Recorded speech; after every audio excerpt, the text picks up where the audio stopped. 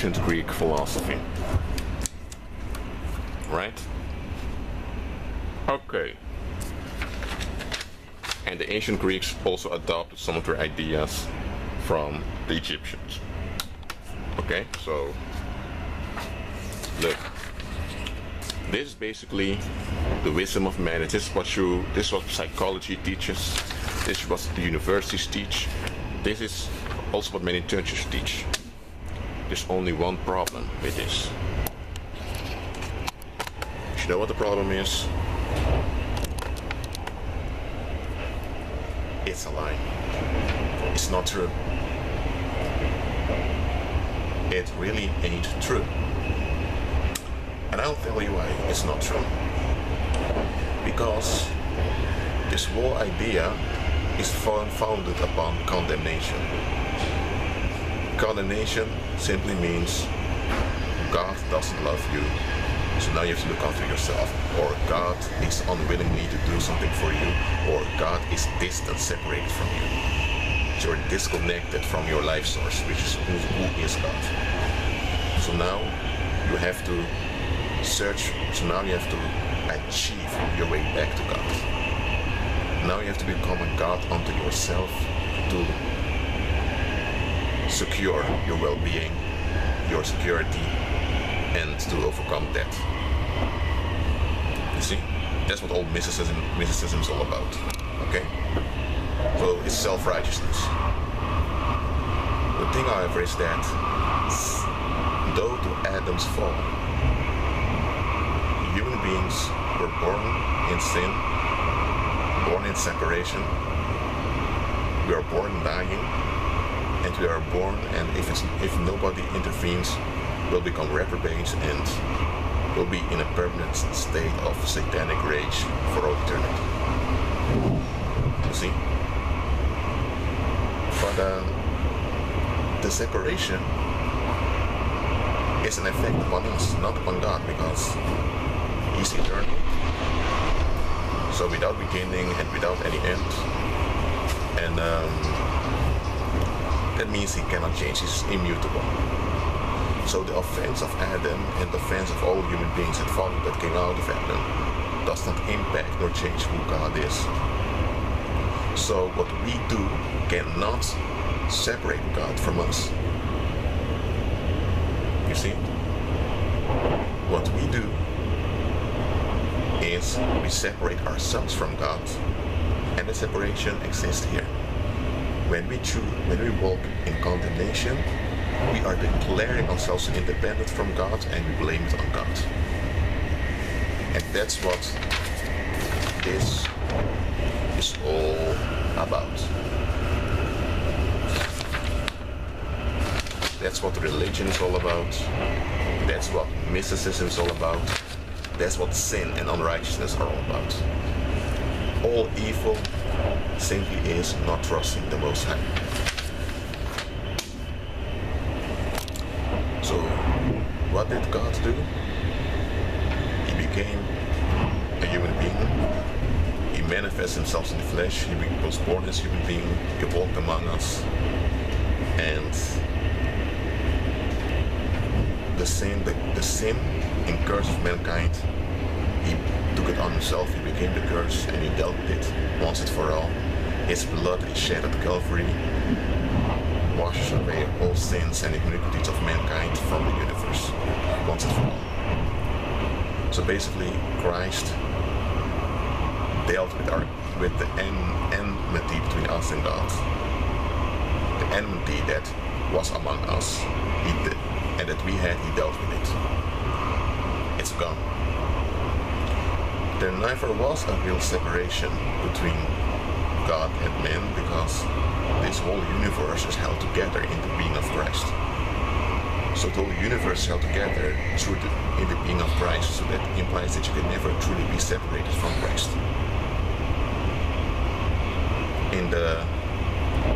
Let me say it like this. I'm not teaching universalism here. Everyone's eventually saved. No, absolutely not. The whole creation is an expression of God. And the whole creation is held together by Christ, who is the Creator. So the only thing that can happen with creation is that it becomes disconnected from God, not separated. And this disconnection through sin causes death and all those other things. And you see, and that's disconnection comes through not trusting upon God. You see? And condemnation is the excuse for that disconnection. Well, by Jesus' death, burial, and resurrection, he had undone what Adam did. He restored all things unto himself. And basically, the disconnection is removed. The sins that testified against us are removed. So Christ finished it. And the working out of it, we'll see till the last day, and we added a second coming of Christ, the victory of what he did will be manifested throughout eternity. So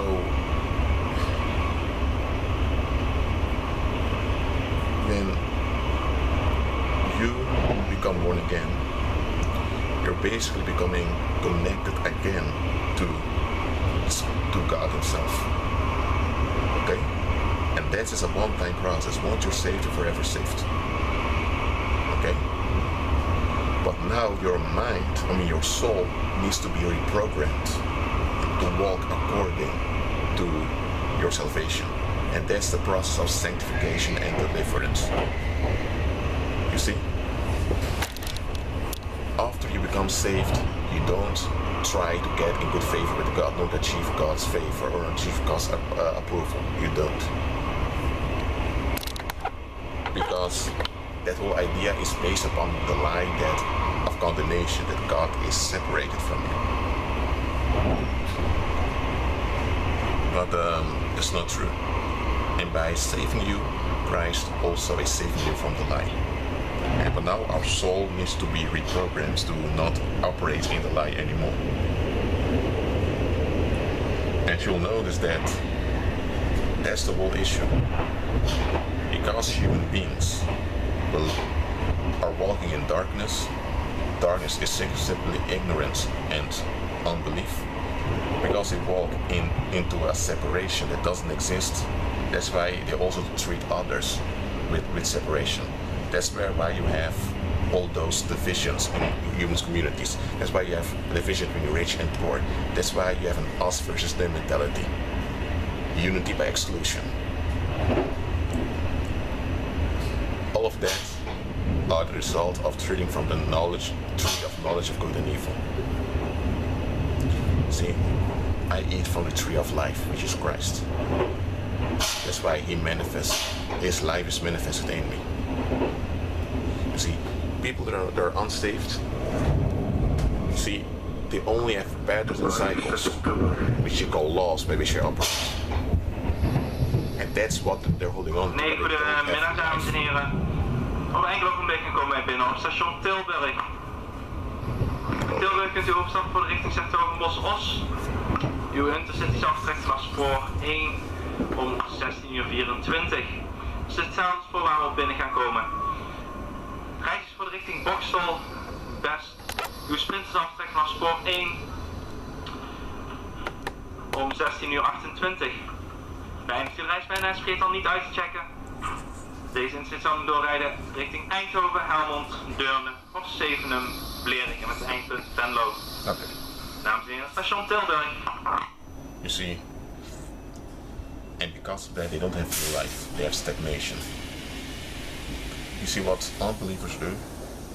And this is what the whole world is about, all religions, all politics, and almost all social dynamics is about looking for life somewhere in creation. You see, the whole thing is, if they would just realize that they are not separated from the Creator, but that the whole creation is an expression of the Creator, and that the whole universe is held together by Christ, who is the Creator. If they recognize this and be thankful, then that's basically it. When they surrender to Christ, they are saved. And now the life of Christ will flow to them. through them. They have eternal life. But because they're unthankful and because they want to hold on to condemnation, it is this. Because where there's condemnation, there's law. So there's self-effort and there's control. Because unbelievers don't trust God, they're holding on to a separation that doesn't exist in order to have an excuse to hold on to control so that they can become God and they can be the center of the universe. You see, this was maybe a long lecture for you guys, but I hope I've helped some people with this. Because Christians need to get rid of this crap. Because that's really what it is. It's crap. It's not real. It appears real, but it's not.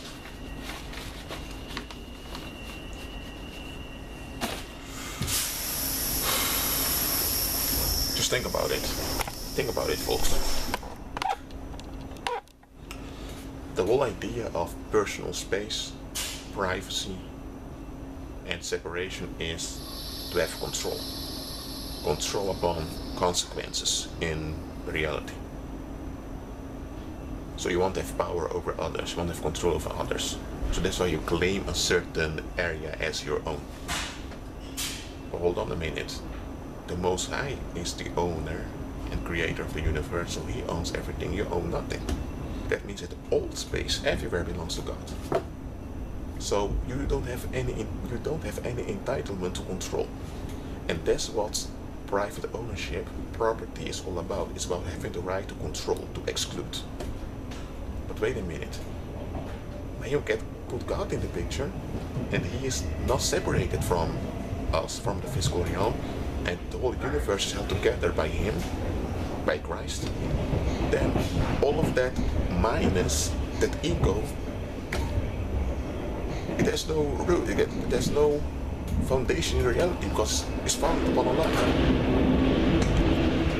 And well, that's what the world is doing, holding on to a lie of separation. And they choose separation from God to hold on to fantasies. And you know, the majority will keep on holding on to it, and they will be divorced by God from the human race, and they'll spend eternity disconnected from God's presence. They're not separated from him because the whole universe is held together by Christ, but they are disconnected from him. So they don't have life, they have death. Well, don't follow that philosophy that might say because it's anti-Christ, it's not installed by the Lord.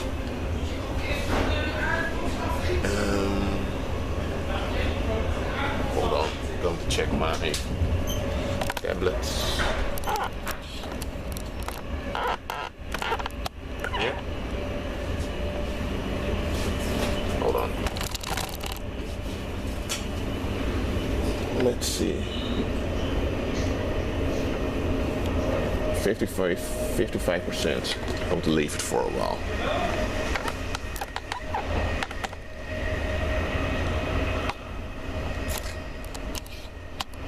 Okay.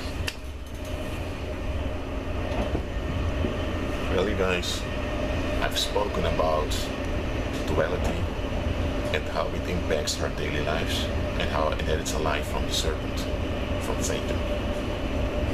See?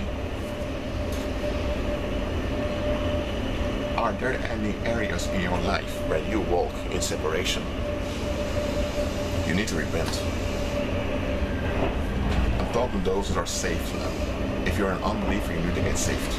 But for those that are saved, don't operate in separation, because you will be operating in a lie. It will manifest the fruits of that lie, even though you're saved. Do not follow something that isn't real.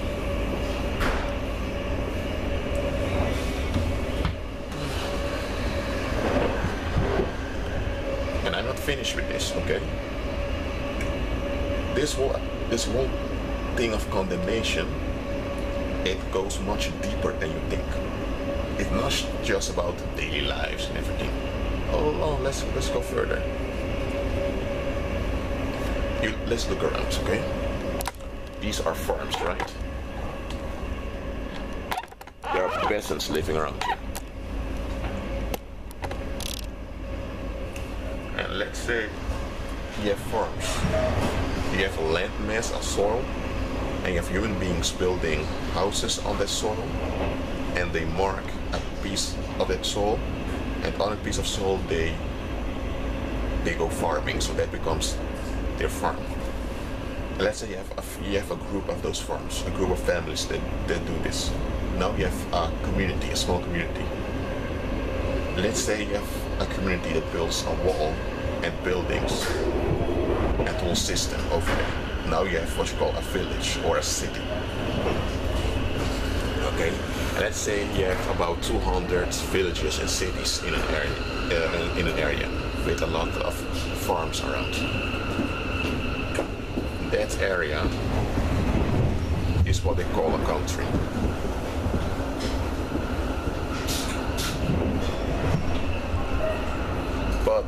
And in that country, you have people that speak the same language, who have the same descent, and they have a common interest. So that's what we call countries. And in an area, there are certain families that have an advantage over other families because they have a better access towards resources, and they become the royal family and the kings and the government. And then from each farm community in each city, you have a few men that give themselves up to become an army to defend that territory that they call a country. What's wrong with this picture? What's wrong is that the whole earth exists out of land mass, of which 70% is underwater. That 70% underwater is what we call seas, oceans, and all of that. Thus the 30% that is dry is just land mass. Okay? So the land is not separated from the sea, from the oceans. It appears that way. It's one whole. Okay? What humans do is the land mass we divide into sections that we call countries and give names to those sections. And those lines don't really exist, but those are imaginary lines that we make. For example, you have a group that live within the mountains, and those people call themselves Helvetii, after one of their male ancestors who probably was called Helveto or something like that. So you had a German guy whose name was Helveto. He had a few women with whom he had sex, and they had a lot of children. 4 generations further, you have about 50,000 people that descend from that guy Helveto, and they call themselves Helvetians, Helveti, and they live in a certain area, and they imagine a separation on the landmass, and they call their country Helvetia. Then you have another tribe over there that descends from a guy called Aquitino, and they are the Aquitanians. You see, and another place, and that's how you see nations are formed, by imagining separations that don't exist. So every country is an imaginary separation that people are marking in their minds. The truth is there's only land mass. So the Netherlands here does not really exist. What does exist is the land mass, the human beings living there, the interactions and transactions that are here, and the buildings that are here, and the common language that people have, and the interdependency upon each other. But there is no real separation in which what we call the Netherlands exists. So all countries are imaginary, they are a part of the matrix. They are not real.